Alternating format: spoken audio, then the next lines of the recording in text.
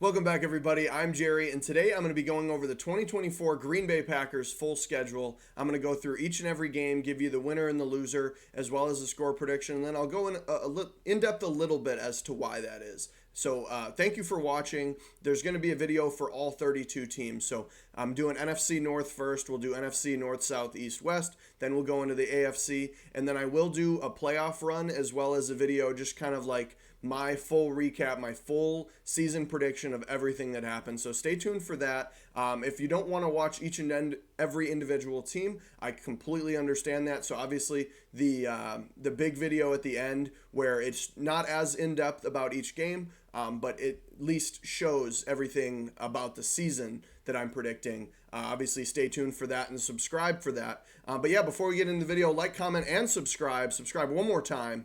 And 2024 Green Bay Packers Week 1 against the Eagles, not Eagles at home. If you're not familiar, home's on the left, away is on the right. In this case, nobody's at home. They are in Brazil for a primetime game. And I have the Eagles beating the Packers 31-24. I think the Eagles were kind of falling off last year, but I think getting Saquon Barkley, I think, is going to be absolutely huge. You also get Paris Campbell, who I think is going to be a nice wide receiver 3. And then you have a lot of nice additions on defense. Quinion Mitchell, Cooper DeJean, who they do have listed as of right now as a free safety. So shame on the Eagles for doing that. Let us have our white corner, please. Let us have our white corner. But we don't get it. We get Cooper DeJean is a free safety, and that is what he's listed as. It's a damn shame. But also, big loss on the offensive line is going to be Jason Kelce. You have to move in Cam Jurgens and see what happens. I just think the Eagles are still a great football team, and I think they're with the poor finish they had last year. I think they're going to be looking to start the year off strong, and I think that they can do it over there in Brazil, taking down the Packers 31-24. Packers Colts Week 2. Packers back at home. I think interesting. It's going to really be dependent on the healthiness of Anthony Richardson. He looked really good for the short amount of time that he was playing. Scored a rushing touchdown in every game that he played, but he also spent a lot of time injured. I think the benefit, too, for the Colts is you have Joe Flacco, who proved that he can still do it last year with the Browns, and I really like that. And then, obviously, the Colts add Adonai Mitchell, who they needed. An improvement in the receiver room. Obviously, Michael Pittman's been their safety blanket, and then Josh Downs, showing out a little bit last year, but I think A.D. Mitchell adds a big threat, and with how much receivers are getting paid, and Justin Jefferson is reportedly going to get paid, it never hurts to get another receiver, but I just think I think the Packers have the more well-rounded roster. The Colts defense, you can make arguments for other players, but I think past DeForest Buckner, that's kind of their biggest name. I believe they still have Kenny Moore over there. Not that he's anything super special. He's a good corner. I just don't think their defense is going to match up well against the Packers and all the weapons that they have, including adding Josh Jacobs. I think he's probably going to be able to run through anybody else on that D line other than DeForest Buckner. And I also think the receiving room, the Packers have shown that they can do a great job with receivers, and I think they will take down the Colts 21-17. Then they move into Tennessee to play the Titans, and although the Titans have made a lot of nice additions, I think that Calvin Ridley, Tyler Boyd, Tony Pollard, you have DeAndre Hopkins is still there. You have L'Jarius Sneed and J.C. Latham L'Jarius Sneed and Devondre Sweat on defense, and then J.C. Latham. So did a lot of things that they needed to do in helping the offensive line, building out that receiver room to make it easier for Will Levis. And I think L'Jarius Sneed is huge in the DB department where they also needed a lot of help. But I think with the improvements, I think with it only being week 3, I think it's going to be too early. I don't think they put it together yet, and I think it's going to take some time. I think you hurt when you lose Derrick Henry and Mike Vrabel, and really that was a big part of the team. So I think Packers get a big win here and a much-needed win at 27-13. And I did not move the helmet over for whatever reason. Helmet stayed on the left side. Helmet in the bottom is just showing the winner. That is more used for my weekly predictions, but apologies about that. Packers 24, Vikings 17 in the next game. Packers at home. There's a lot of games where, I really don't know how this NFC North is going to be. The NFC North is one of these divisions where you kind of could think everybody could compete. The Vikings were 13-4 just a few years ago. The Lions have a show-out season and play phenomenal, and then the Packers show that Jordan Love can be a great football player, and then you have all the upside from the Bears acquiring Caleb Williams. They've had DJ Moore, but Keenan Allen, Rome Odunze, as well as some defensive pieces, especially Montez Sweat last year. So every team looking up in the NFC North, but I have the Packers beating the Vikings at this noon game. I just think whether it's Sam Darnold or J.J. McCarthy, I don't think they're going to be able to do it against the Packers defense, as well as you've got, the Vikings do add a lot of pieces in Jonathan Grenard. Byron Murphy Jr. is in the DB room there. So I think it's going to be tough, though. I think the Vikings, it's really weighing on you. Lose Danielle Hunter, but on the defense, Brian Flores, I think, puts together a great defense. I just don't think it's going to be able to stop Green Bay. I think that their offense is going to be better with more chemistry between Jordan Love and his receivers, as well as getting Josh Jacobs in there, who, not that Aaron Jones was headed downhill or anything, but I think you get an improvement and you get a little bit younger too with Josh Jacobs. But I think Vikings, again, they have a really dominant offense as far as weapons go. You have Hawkinson, you have Jordan Addison. I'm a big fan of Brandon Powell, but I don't think, and Jay Jettis, of course, let's not forget Jay Jettis. I just don't think that Sam Darnold or J.J. McCarthy are going to be able to do enough to win that game. And then obviously Aaron Jones ends up over on the Vikings. So revenge game for Aaron Jones. Again, they'll probably lean on him too, which is interesting. But I know the Packers will likely be able to lean in on that, and we'll see what happens. But I've got them winning 24-17. Rams-Packers, though, I think in all of these predictions, you have to have like one that's, I wouldn't say Rams-Packers is an upset. I think this is a game where it could go either way. Obviously, the Rams lose Aaron Donald.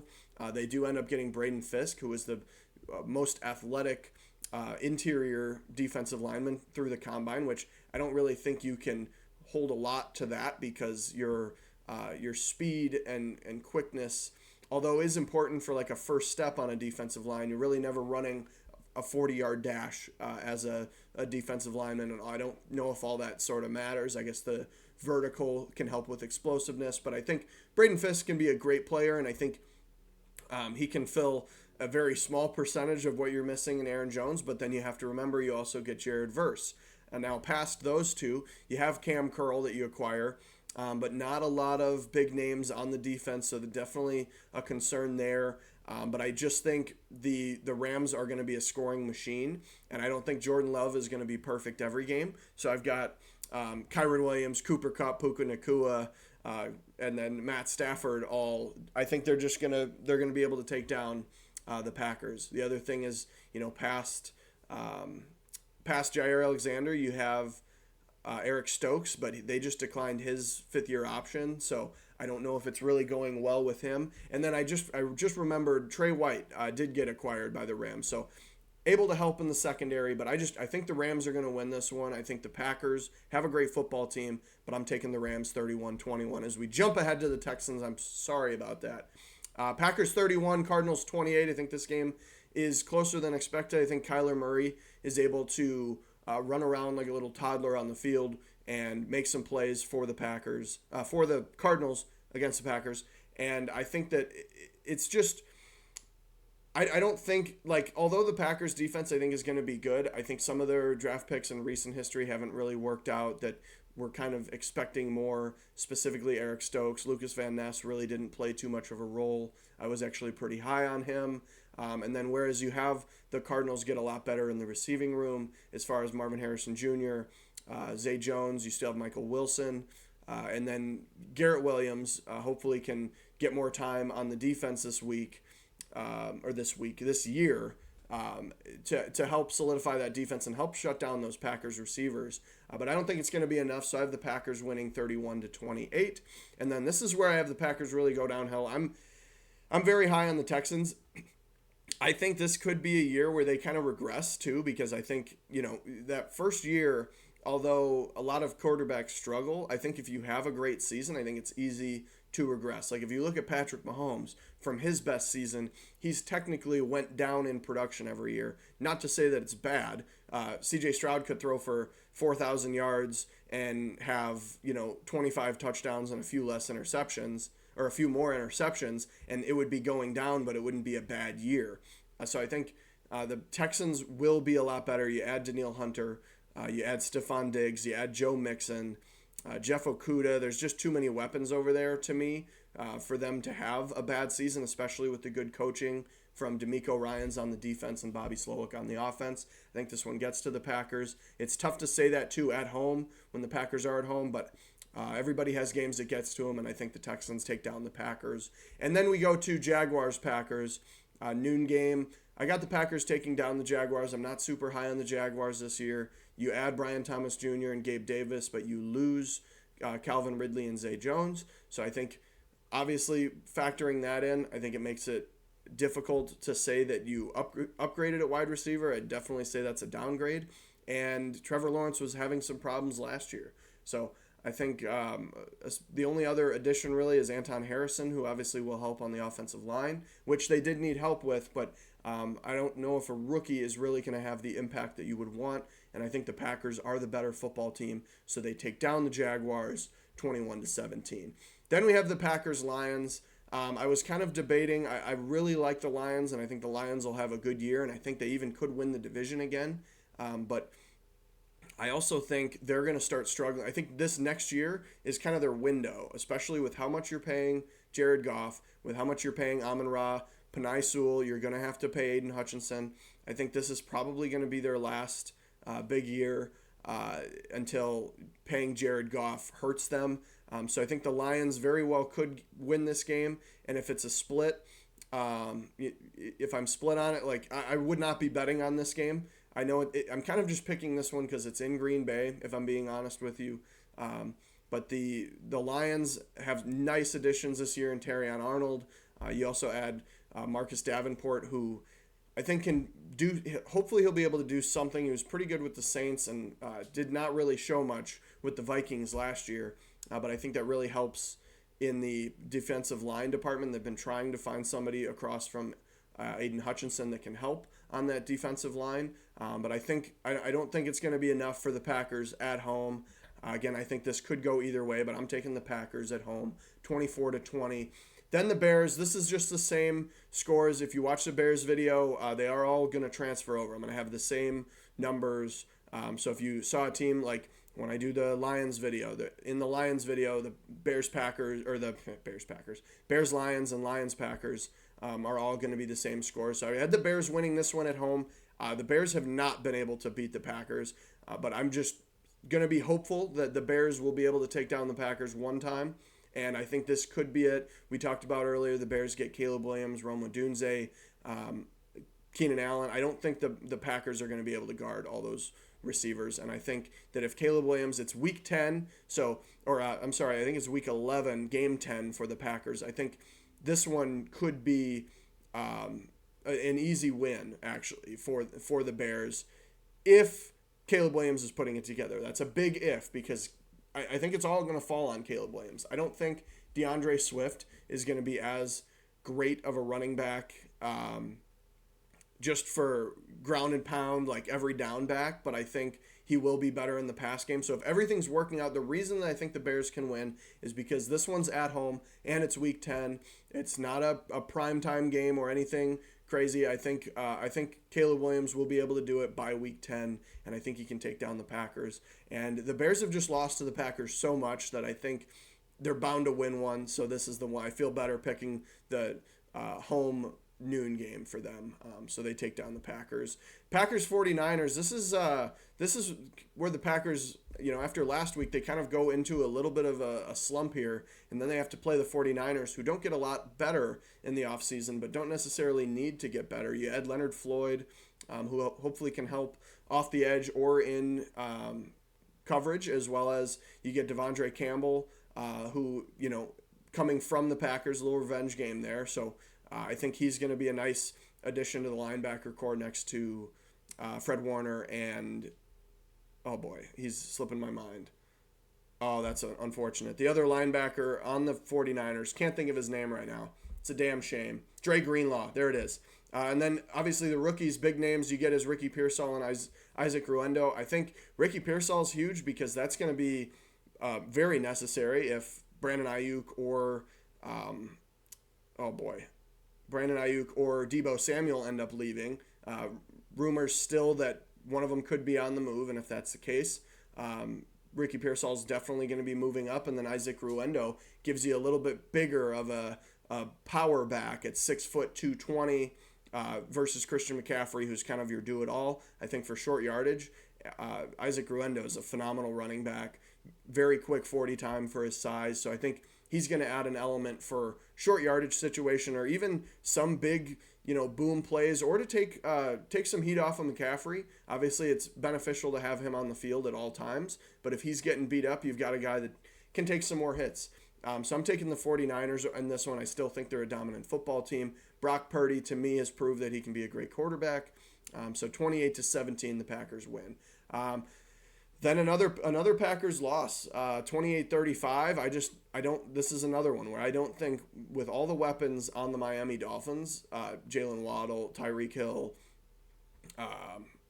A-Chain, I think that there's too much that's going to happen. You got a primetime game. I don't think that's going to hurt the Packers. It is in Green Bay a little bit later in the season, so that is definitely something to factor in, and I think if it's a really cold game, I think that's enough to swing it for me.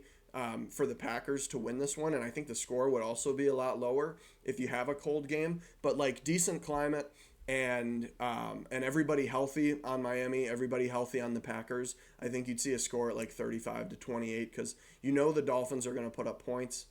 So if the Packers, I think they'll be able to get close, but I don't think they'll be able to beat the Dolphins, and they lose another one on a bit of a losing streak here, 35-28. Then you move on back to Detroit, 31-20. I've got the Lions winning this one. Did I mess that up? No. Okay, yeah, we're good. I've got the Lions winning. I thought I had messed up the scores there, but I got the Lions winning this one at home.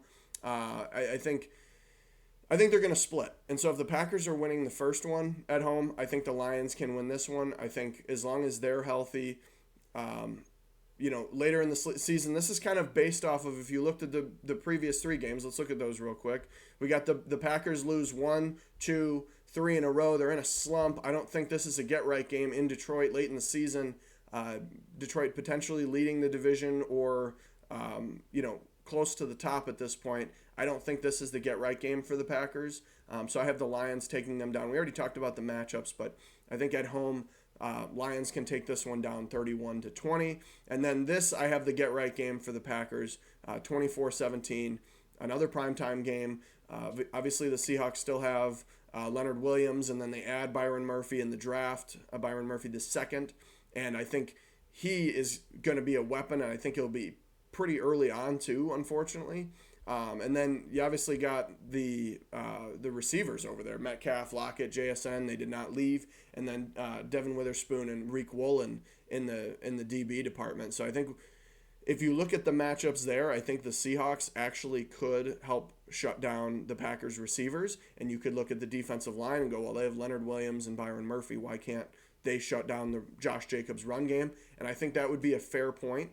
And it is in Seattle too in a primetime game. I just think the Packers are going to need a get-right game, and you could see the Seahawks last year start to slip. They lose their coaching staff, so they're going to be learning a bit of a new offense. And you have guys like Kenneth Walker, who has some show-out games, but I don't think has been as good as anticipated. And I think this is where the Packers get back and get right and then go on a little bit of a run here against the Saints too. The Saints, a team who really just get older. They have Tulis Fuaga in the draft, and then as far as your big names, it's Derek Carr, Chris Olave, Alvin Kamara on offense, and then on defense, it's all older names. You've got Marshawn Lattimore, Tyrann Mathieu, Cam Jordan, and none of them got any younger. They all got older, and I don't think that they're going to be, like, overall, between who they gained and they lost, they're going to be worse. They lost Michael Thomas, too.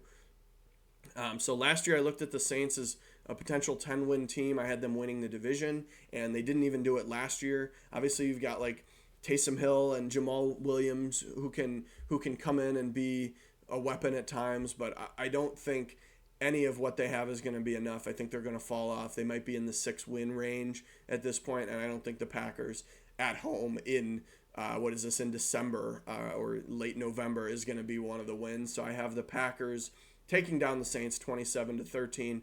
Then back to Minnesota, where I have the Packers winning. They actually sweep the Vikings. We talked about this a little bit earlier. I don't believe in Sam Darnold or J.J. McCarthy. I think Sam Darnold for this first season, I think, is going to be the better option. I think J.J. McCarthy would benefit from sitting. It doesn't sound like they plan on doing that for the whole season. And I would also assume that's because you've got guys like Justin Jefferson that need to sign and want to know who their quarterback is going to be. So they want the decision to be made.